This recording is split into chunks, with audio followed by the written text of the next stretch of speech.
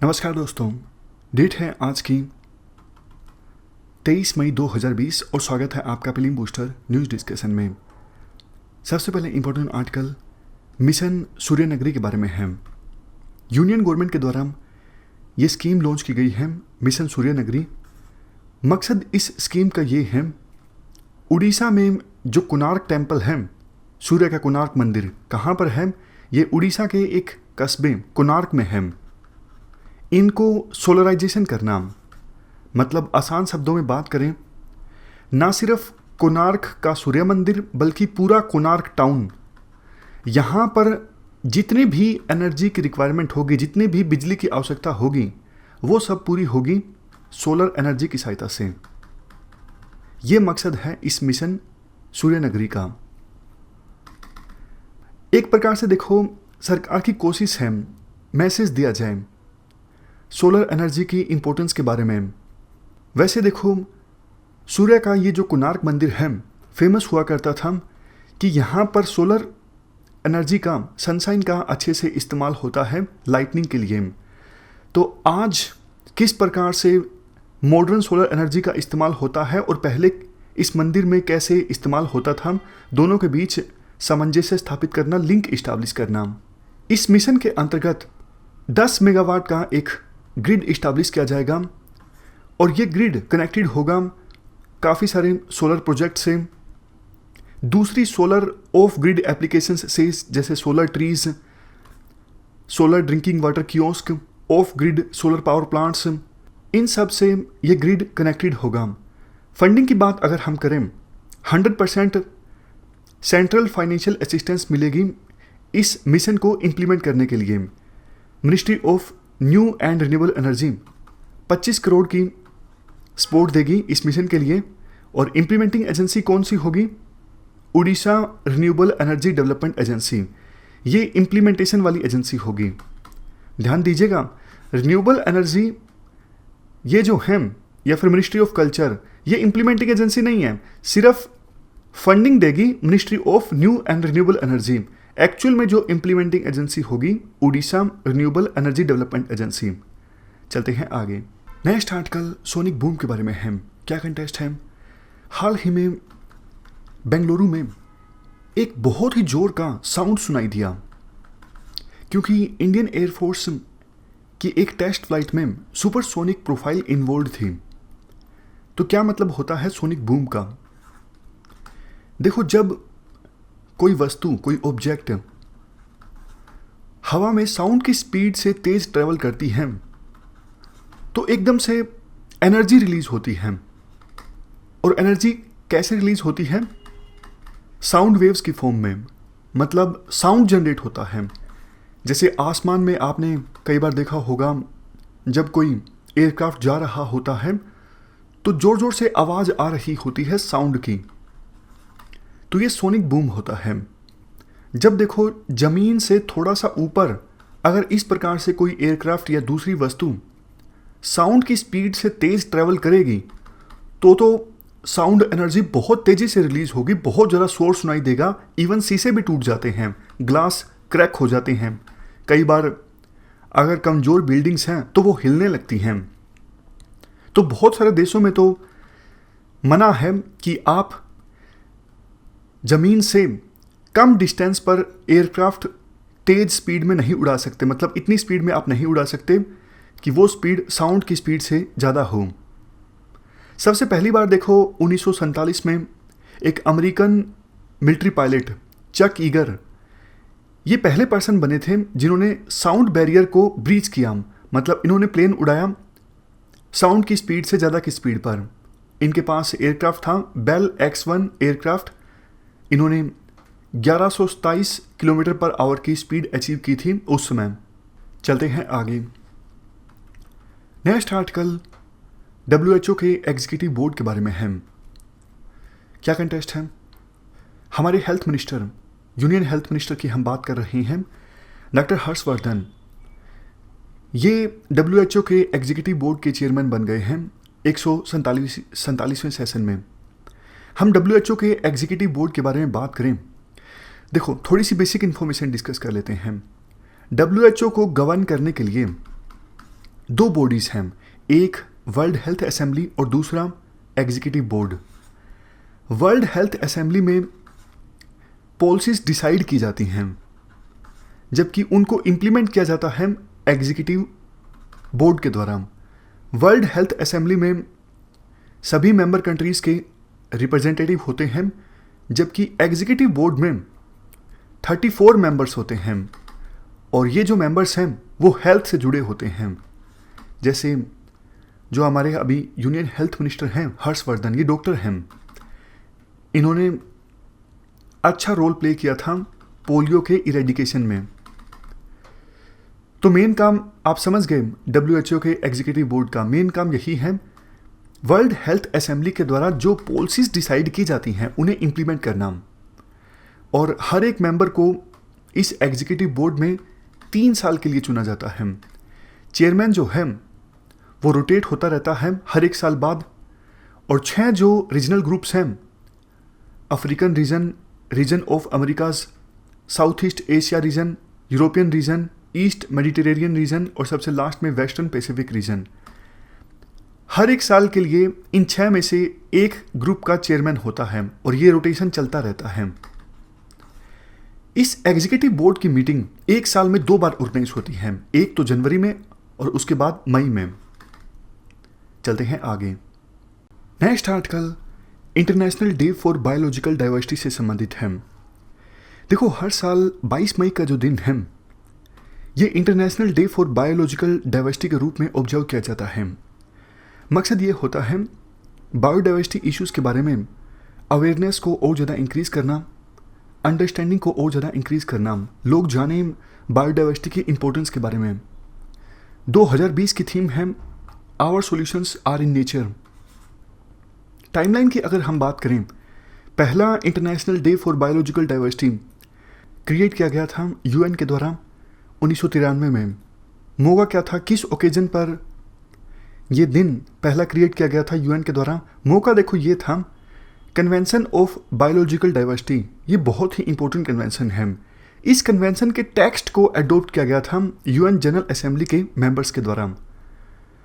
UPSC इस प्रकार का क्वेश्चन पूछ सकती है, क्या जब कन्वेंशन ऑफ बायोलॉजिकल डाइवर्सिटी के टेक्स्ट को अडॉप्ट किया गया था उस दिन को international day of for Biological diversity के रूप में ऑब्जर्व किया जाता है?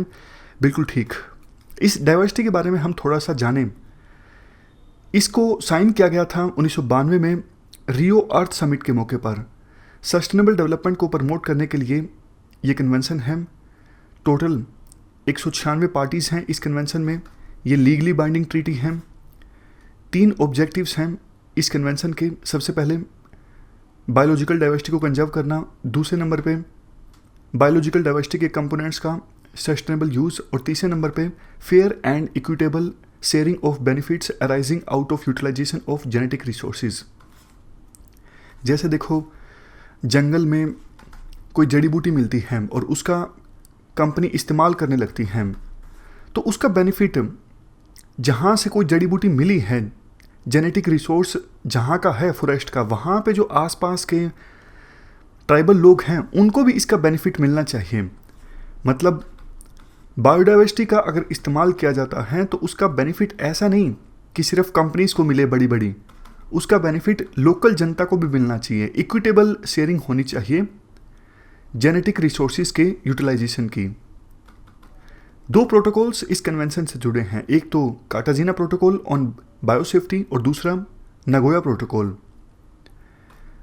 कार्टाजीना प्रोटोकॉल जो है ये देखो लिविंग मॉडिफाइड ऑर्गेनिजम्स के सेफ हैंडलिंग, ट्रांसपोर्ट और यूज से संबंधित है। इस प्रोटोकॉल को अडॉप्ट किया गया था 2000 में और ये फोर्स में आया 2003 में। जैसे देखो,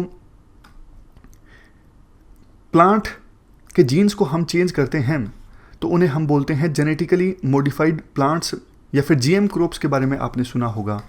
उसी प्रकार से लिविंग ऑर्गेनिजम्स के जीन में बदलाव लाया जाता है तो उन्हें कहा जाता है लिविंग मॉडिफाइड ऑर्गेनिजम्स। ये ऑर्गेनिजम्स एक देश से दूसरे देश में ले जाए जाते हैं तो उनकी हैंडलिंग कैसे होगी, ट्रांसपोर्ट कैसा होगा, ये सब चीज़ें शामिल हैं इस प्रोटोकॉल में। और इसके बाद बात करें नगोया प्रोटोकॉल की। ये तो वही है जो हमने ये तीसरा प्रिंसिपल डिस्कस किया था, fair and equitable sharing of the benefits arising out of the utilisation of genetic resources. इस ऑब्जेक्टिव से संबंधित है नागोया प्रोटोकॉल, और ये कब फोर्स में आया था? 2014 में। तो ये हमने आर्टिकल डिस्कस किया, International Day for Biological Diversity and Convention on Biological Diversity से संबंधित। चलते हैं आगे। Next article alternative dwarfing genes in wheat के बारे में है। क्या कंटेस्ट है? पुणे में जो अगरकर रिसर्च इंस्टीट्यूट है, यहाँ पर साइंटिस्ट ने 2 अल्टरनेटिव ड्वार्फिंग जीन्स को आइडेंटिफाई किया है व्हीट में, और जिन 2 अल्टरनेटिव ड्वार्फिंग जीन्स को आइडेंटिफाई किया गया है, मैप किया गया है, उनका नाम है RH14 और RH18। इनको मैप किया गया है डूरम व्हीट में क्रोमोसोम 6A में। फ़ायदा क्या होगा इन जीन्स का? देखो, ये जो क्रॉपिंग पैटर्न होता है, एक सीज़न व्हीट को उगाना और दूसरे सीज़न राइस की खेती करना, इस क्रॉपिंग पैटर्न में जब व्हीट में इन जीन्स का इस्तेमाल किया जाएगा, तो एक तो देखो स्टबल बर्निंग कम करनी पड़ेगी, यानी क्रॉप रेजिड्यूज को जो जलाया जाता है राइस की खेती में, उनको कम जलाना पड़ेगा, इससे पोल्यूशन कम होगा। और दूसरा, थोड़ी और डेप्थ पर, मतलब थोड़ा और गहराई पर व्हीट के बीजों को बीजा जा सकेगा, और इससे ड्राई इन्वायरमेंट में सोइल के नीचे जो मॉइस्चर होता है थोड़ी गहराई पर, उसका इस्तेमाल हो सकेगा। अदरवाइज़ देखो, व्हीट को हम ज़्यादा गहराई पर नहीं बो सकते, लेकिन ये जो नए जीन वाले व्हीट होंगे उनको थोड़ी गहराई पर बोया जा सकेगा, और सोइल के नीचे जो मॉइस्चर होता है उसका इस्तेमाल हो सकेगा। तो अगर यूपीएससी पूछे कि RH14, RH18 ये क्या हैं, ये व्हीट में अल्टरनेटिव ड्वार्फिंग जीन्स हैं जिनको आइडेंटिफाई किया गया है। चलते हैं आगे। लास्ट आर्टिकल टेक्सटाइल कमेटी के बारे में है। क्या कंटेस्ट है? देखो, पर्सनल प्रोटेक्टिव इक्विपमेंट्स की मैन्युफैक्चरिंग अभी हमारे देश में काफ़ी ज़्यादा होने लगी है, लेकिन शिकायतें भी आने लगी हैं। कुछ फार्म्स जो हैं नकली PPE मैन्युफैक्चर कर रही हैं, या फिर यूं कहें ऐसे पर्सनल प्रोटेक्टिव इक्विपमेंट्स को मैन्युफैक्चर कर रही हैं जो क्वालिटी के पैमाने पर खरा नहीं उतरते। तो अब टेक्सटाइल कमेटी जांच करेगी इस प्रकार की प्रॉब्लम्स को और सर्टिफाई करेगी PPE को, ताकि अगर कोई फर्म अच्छी क्वालिटी का पर्सनल प्रोटेक्टिव इक्विपमेंट नहीं मैन्युफैक्चर कर रही है तो उसको रोका जाए। हम बात करें टेक्सटाइल कमेटी की, ये स्टैट्यूटरी बॉडी है जिसको इस्टेब्लिश किया गया था 1963 में। पेरेंट ऑर्गेनाइजेशन कौन सी है? Ministry of textiles. एम क्या है? एम ये है टेक्सटाइल की क्वालिटी को इंश्योर करना, इसके साथ साथ टेक्सटाइल मशीनरी की क्वालिटी को भी इंश्योर करना, ना सिर्फ डोमेस्टिक कंजम्पशन के लिए बल्कि एक्सपोर्ट के लिए भी। फंक्शंस क्या है? टेक्सटाइल कमेटी लेबोरेटरीज इस्टेब्लिश करती है ताकि टेक्सटाइल्स को टेस्ट किया जा सके, टेक्सटाइल मशीनरी को टेस्ट किया जा सके। इसके साथ साथ इंस्पेक्शन करती है टेक्सटाइल मशीनरी की। और चेयरमैन कौन होते हैं? टेक्सटाइल कमेटी के चेयरमैन को नॉमिनेट किया जाता है सेंट्रल गवर्नमेंट के द्वारा। तो ये थी हमारी आज की डिस्कशन। अब लास्ट में जल्दी से रिवाइज कर लेते हैं हमने क्या क्या डिस्कस किया। सोनिक बूम, आप इन 5 स्टेटमेंट्स को ध्यान से पढ़ लीजिए। सबसे पहली स्टेटमेंट है सोनिक बूम।